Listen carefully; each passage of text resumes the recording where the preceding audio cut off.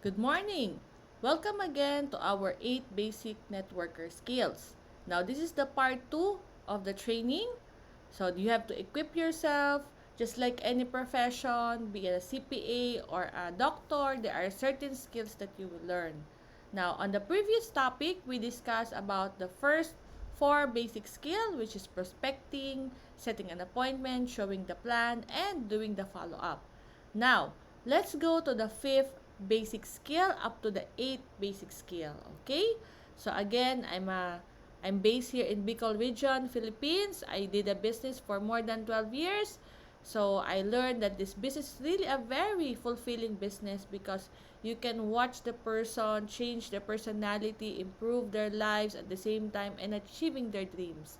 So once you become a professional network builder, this is one way also of serving others and living your purpose. So be excited, be enthusiastic to be equipped in this profession.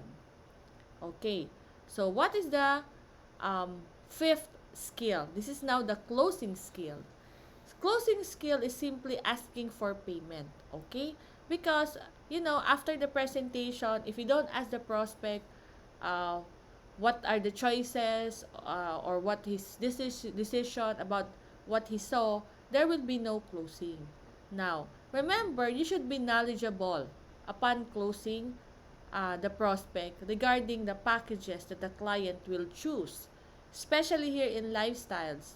There are common packages like the instant, the express packages, but you should also be aware on how to register in other countries because each country somehow have different setup.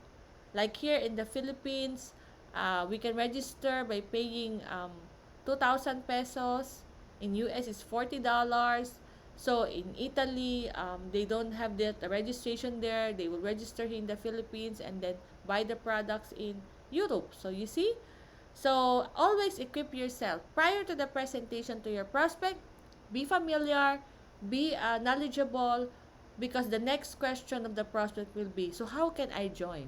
Okay, so be knowledgeable of what packages and what estimated amount or the actual amount of the packages is already in the personal business center. So you just have to browse it. And number two, you should know what are the manner of payment accepted in the area or in the country where he will join. For example, here in the Philippines, we only accept Visa or MasterCard credit card. But in the other countries like US, they accept other cards and even debit cards. So we can pay online, we can also pay through the bank, actual. So there are a lot of ways to pay. When you open up your personal business center and the business building fact sheets, you can see the packages, the retail price of each product in each country where Lifestyles is operating. And below there are also contact numbers, the offices, and the manner of payment available in that country. Okay? So number three, keep it simple for the prospect and be specific on how can he register in the most easy and convenient way possible for him. Okay? So, when the presentation is done, stop convincing or stop sharing testimony. Focus on asking for payment. Okay? So, after that, be very specific and simple in guiding the prospect how he can join. Okay?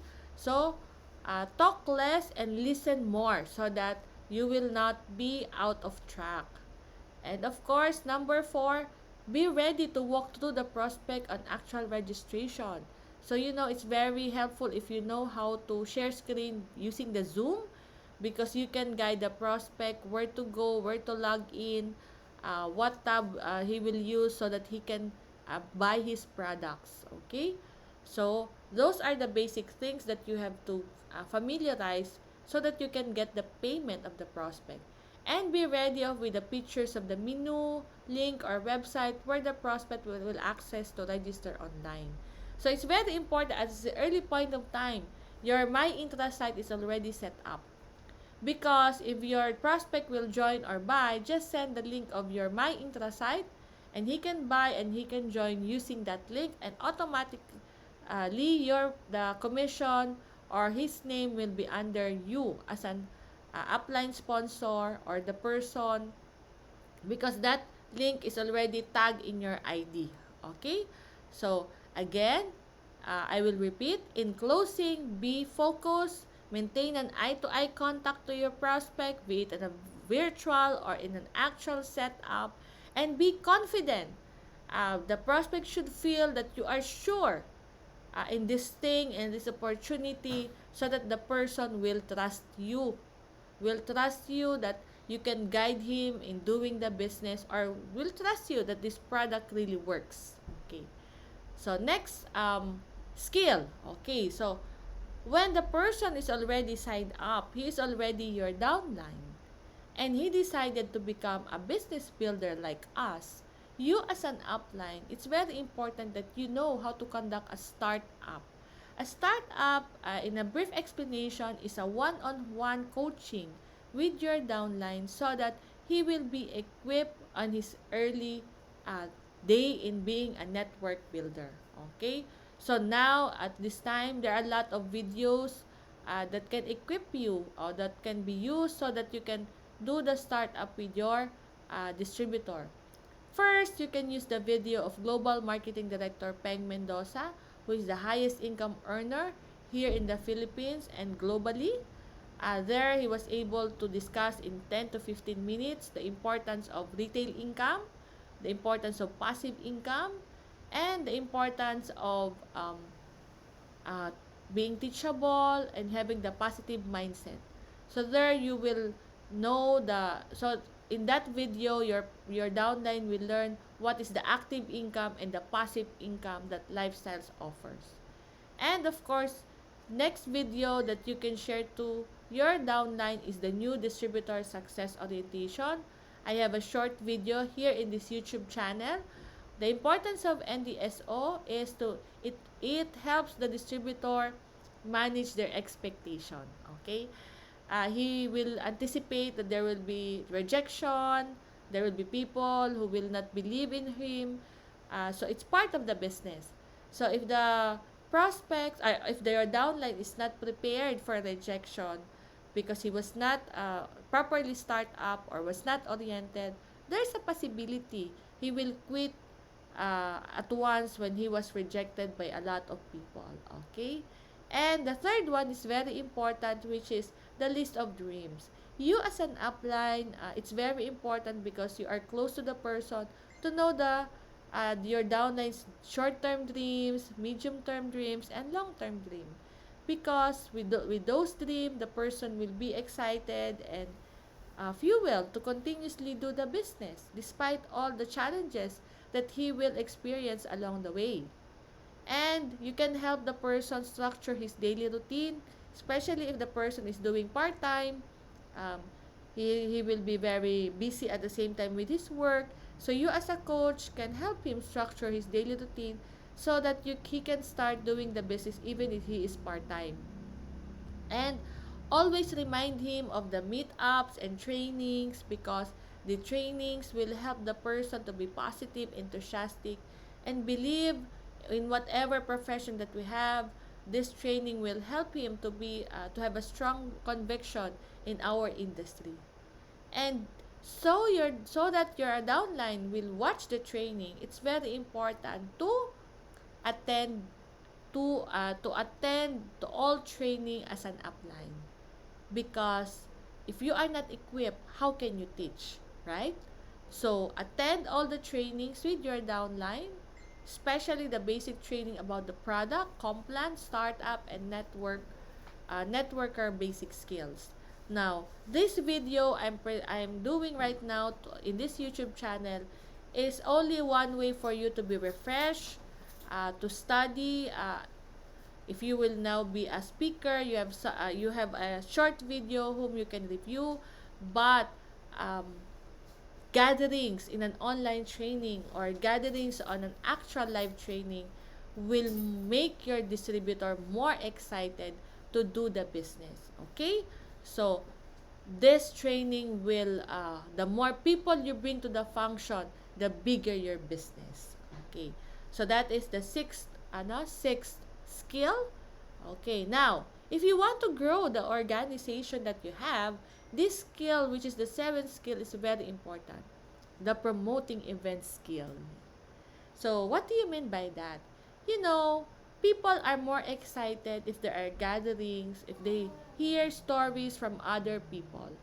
So, to grow an organization, it is very important that your team should be with you to do trainings and events. So, to ensure that your team or downlines are watching the trainings, always conduct the meeting after meeting, or the uh, ask them about their greatest takeaway or the feedback.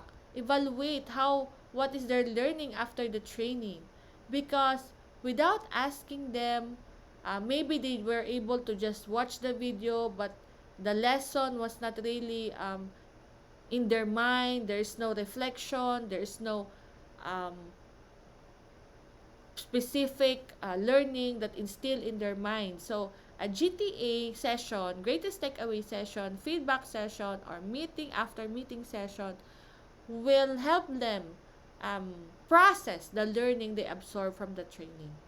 Then forward all the posters and links to your group chats or even their private messages, and be more persistent in encouraging them to attend the training, because the more training they are exposed, the better foundation they will have, and they will be a stronger network builder. Now, call them if they're watching, check them. Just like a teacher, you have to check if your students are learning.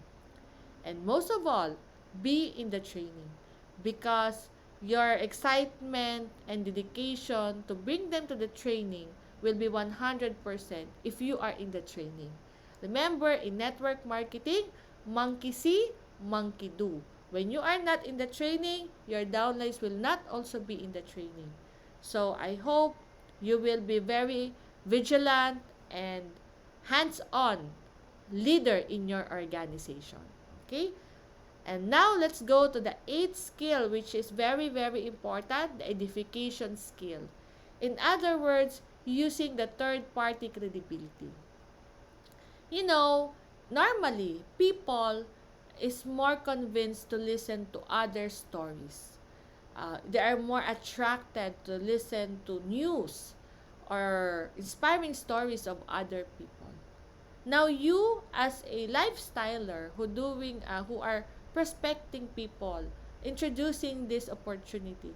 One way to give more power um, to your presentation, to your opportunity, is always use your upline or your sponsor as your third party credibility. Meaning, the prospect will be more curious or believe in your upline because you're telling the person how good the upline is, how your upline help you to change your life. So you will build up his credibility. So what is the reason behind? When the time uh, your prospect and your upline meet, because you will be telling your prospect that there is coaching here, I have a great mentor, I have a great coach. So when you will be able to edify your upline to your prospect, when they meet and be able to have a conversation, the prospect will have a better belief and um, belief and conviction of what is this all about, because you give power to your upline. Now, in return, because you are so good in edifying your upline also will edify you back. Your upline will tell the prospect that your friend here is very much dedicated, very courageous. He can really help you to do this business. So those words of edification can help in your business. That is the attitude of gratitude or admiration to the company, business partners. So with this skill, you can give power to your upline, to your company, and in such way, your organization will grow with a positive mindset and positive belief with each other as a whole together with the company. So, in edification, it's very important you're humble. Your humility has a bearing in how you will introduce or share your story, the story of your upline to your prospect. It's very important you have the attitude of gratitude to your upline or to the company so that the prospect will feel your sincerity in edifying the person whom you are so indebted that you are here in Lifestyles. Okay? So I hope you got my point because this edification skill made me a global marketing director.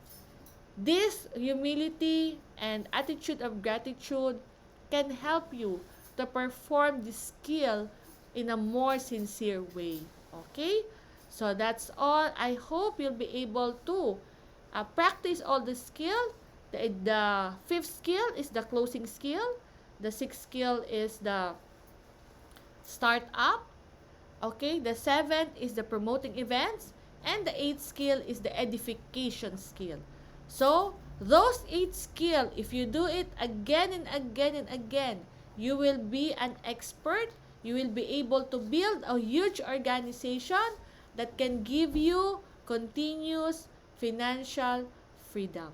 Okay? So that's all. Thank you so much. I hope to see you at the top as one of the global marketing directors. So thank you and good morning.